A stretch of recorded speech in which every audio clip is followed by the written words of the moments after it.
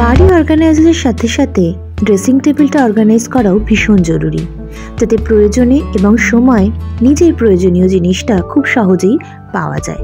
চলুন এই অর্গানাইজিং আইডিয়াটাই আজকে শেয়ার করি।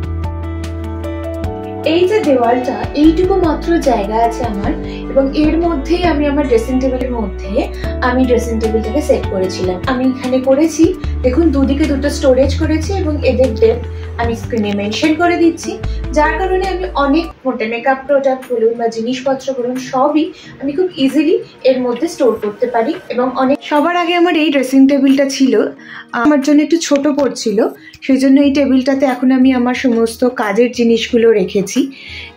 এবং ঘরের মধ্যে দেওয়ালের এই পার্টটাকে আমি আমার ড্রেসিং টেবিল হিসেবে তৈরি করে নিয়েছি। এর দেখুন ডেপটা মোটামুটি 13.5 ইঞ্চের মতো। আমি এখানে দুটো ডিভাইড করেছি আমার কাজের সুবিধের জন্য, এবং দেওয়ালেই আমি একটা এরম আয়না লাগিয়ে নিয়েছি। এতে কি হয়েছে, স্পেসটা অনেকটা কম লেগেছে এবং এর মধ্যে অনেকগুলো ড্রয়ার থাকার কারণে এটার মধ্যে আমি অনেক স্টোরেজ করতে পেরেছি।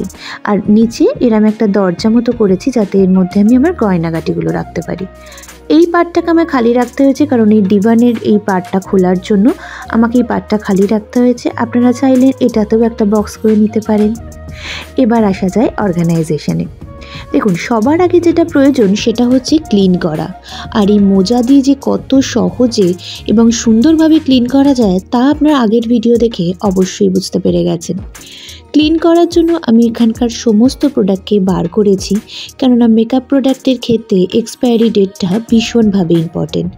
সো আপনারাও সকলে এক্সপায়ারি ডেটটা অবশ্যই চেক করে নেবেন এবং বছরে একবার করে অন্তত এই মেকআপ প্রোডাক্টের ডিক্লাটারিং করবেন। বাঙালি হয়ে খবরের কাগজের ব্যবহার করব না, এটা কি করে সম্ভব? তাই প্রথমেই খবরের কাগজ পেতে নিলাম যাতে কোনো রকম ধুলো ময়লা এর মধ্যে জমা না হয়। জাস্ট কাগজটা চেঞ্জ করে দিলেই আমার ড্রেসিং টেবিলের ভেতরটা সম্পূর্ণ পরিষ্কার হয়ে যাবে। অর্গানাইজেশন করা আমার খুব ভালো লাগে, সেই জন্য অর্গানাইজার হিসেবে এরম একটা বক্সের যে পার্টটা ছিল ওটা আমি রেখে দিয়েছি। তো সেটাই আমি অ্যাজ এ অর্গানাইজার ইউজ করছি। অনেক সময় হয় কি, পুরনো কাপ ভেঙে যায় বা ডান্ডিটা ভেঙে যায়, সেক্ষেত্রে এরম একটা কাপ আপনি জাস্ট রেখে দিন এবং এর মধ্যে আপনার মেকআপের যত রকম ব্রাশ আছে, কাজল আছে, সমস্ত জিনিস এর মধ্যে স্টোর করতে পারেন। এতে কি হবে, আপনার ব্রাশগুলো খুব সুন্দরভাবে অর্গানাইজ থাকবে, যখন যেটা প্রয়োজন হবে জাস্ট উঠিয়ে নিলেই হবে।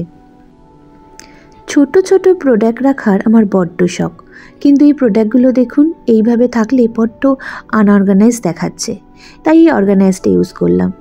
এটা আমি আমার ড্রেসিং টেবিলের ওপরে ইউজ করতাম অ্যাজ এ অর্গানাইজার, তাই এখানে ইউজ করাতে প্রত্যেকটা জিনিস খুব সুন্দর লাগছে। আর এইটা একটা অর্গানাইজার আমি কিনেছিলাম, সেটাকেই ইউজ করব আমি টপ হিসেবে। তো পাওয়ার আগে আমি যা যা আমার ক্রিম আছে রেগুলার ইউজের ক্রিম সেগুলো রেখে দিলাম, একদিকটা ডে ক্রিম এবং একদিকটা নাইট ক্রিম। একটু আধটু স্কিনের যত্ন নেওয়া, রূপচর্চা করা, নিজের প্রতি যত্ন দেওয়া আমাদের প্রত্যেকটা মেয়েদের কিন্তু ভীষণ প্রয়োজন।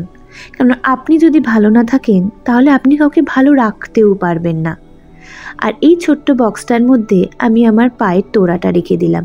অনেক সময় হয় ছোটোখাটো জিনিস খুললে এদিক ওদিক হয়ে যায়, তাই এরম একটা বক্স ড্রেসিং টেবিলে অবশ্যই রাখবেন যাতে আপনার কানের দুলটা খুলে আপনি এর মধ্যেই রাখতে পারেন।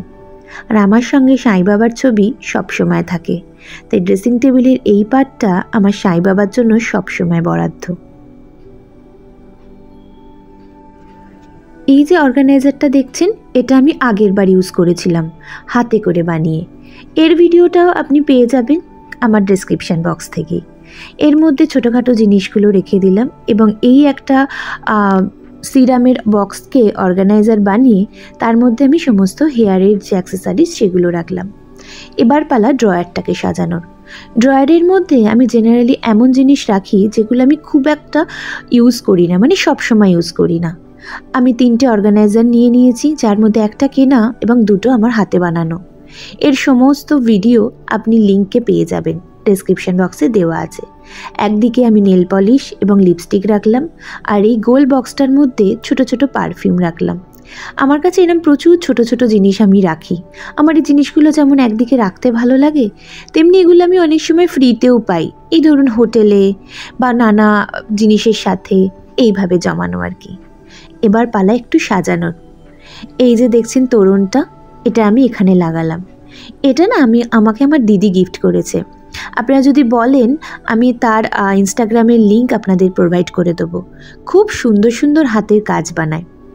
আর আয়নার দুপাশে এই ছোট্ট দুটো হ্যাঙ্গিং লাগালাম। দেখুন আয়নাটা দেখতেই সম্পূর্ণ অন্যরকম লাগছে। হয়তো মনে হবে এগুলো কি হচ্ছে একটা ড্রেসিং টেবিলকে সাজানোর জন্য, কিন্তু বিশ্বাস করুন দিনের যে সময়টা আপনি ড্রেসিং টেবিলের সামনে দাঁড়ান সেই সময়টাকে আপনাকে উপভোগ করা উচিত। সেই সময় আপনি নিজেকে সুন্দর দেখার সাথে সাথে যদি আপনার চোখের সামনে একটা সুন্দর ভিজুয়াল থাকে তাহলে আপনার মনটাও অনেকটা ভালো হয়ে যাবে। নিজের মনকে ভালো রাখলে, নিজে ভালো থাকলে তবেই তো সবাইকে ভালো রাখা যায়। তাই নিজেদের একটা ছবি ড্রেসিং টেবিলের ওপর অবশ্যই রেখে দেবেন। চলুন, অনেক কথা হলো, এবার ড্রেসিং টেবিলটা তো মোটামুটি গোছানো হয়ে গেছে। এবারে সময় হচ্ছে সাইড টেবিলটা গোছানো। দেখুন বই খাতা জিনিসপত্রে কি অবস্থা হয়েছে সাইড টেবিলটার, জায়গাটাও বেশ নোংরা হয়েছে। চলুন একটা অর্গানাইজার বানিয়ে নিই। এই একটা ফার্স্ট ক্রাইয়ের বক্স নিলাম আর এর ওপর একটা জাস্ট ওয়ালপেপার লাগিয়ে নিচ্ছি। ওয়ালপেপারটা দিলে কি হয়, জিনিসটা দেখতে ভারী সুন্দর লাগে। দেখুন মনে হচ্ছে না এটা উডের বক্স। সো এই বক্সটার মধ্যে আমি রাখবো সমস্ত বইগুলোকে। এইভাবে রাখলে না বইগুলো অনেক অর্গানাইজ থাকে এবং সেটা দেখতেও বেশ সুন্দর লাগে। আর আমি টেবিলের ওপর এইরকম একটা র্যাপিং পেপার সবসময়ের জন্য রাখি। এতে টেবিলটা কম নোংরা হয় আর দেখতেও বেশ সুন্দর লাগে। আর তারই সাথে একটা টেবিল ল্যাম্প, যেটা আমরা বেড়াতে গিয়ে কিনে এনেছিলাম, এবং এই এসির রিমোটটা রাখার জন্য আর একটা অর্গানাইজার। তার সাথে ভলিনি, হেডফোন আর আমার ইলেকট্রল, মানে ছোটোখাটো জিনিস যেগুলো সবসময় দরকার হতে পারে বা খুব এমার্জেন্সি টাইপের। আর দেখুন পেন রাখার জন্য চট করে একটা পেন হোল্ডারও বানিয়ে ফেললাম। এই হজমোলার একটা খালি শিশি ছিল, ভাবলাম এটা দিয়ে চট করে একটা পেন হোল্ডার বানিয়ে ফেলি। যেমনি ভাবনা অমনি কাজ, সঙ্গে সঙ্গে শুরু করে দিলাম আর দেখুন কি সুন্দর হয়েও গেল। এইভাবে ঘরে পড়ে থাকা জিনিসকে খুব সহজেই রিইউজ করে কিন্তু আমরা অনেক কিছু বানিয়ে ফেলতে পারি। চলুন এবারে দেখা যাক সম্পূর্ণ সাজানোর পর আমার সাজঘরটা দেখতে ঠিক কেমন লাগছে।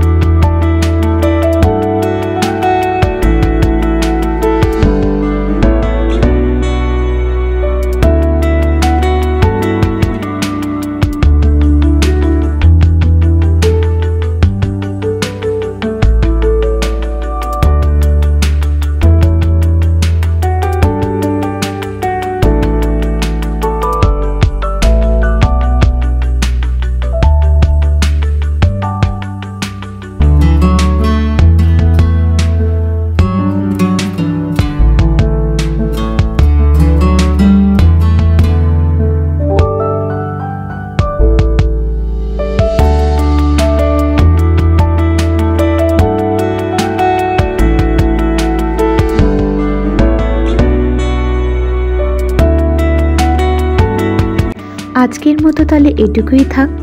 দেখা হচ্ছে পরের একটা নতুন ভিডিওতে নতুন কোনো অর্গানাইজেশন নিয়ে। ততক্ষণের জন্য সকলে ভালো থাকবেন, সুস্থ থাকবেন আর সকলকে ভালো রাখবেন। টাটা।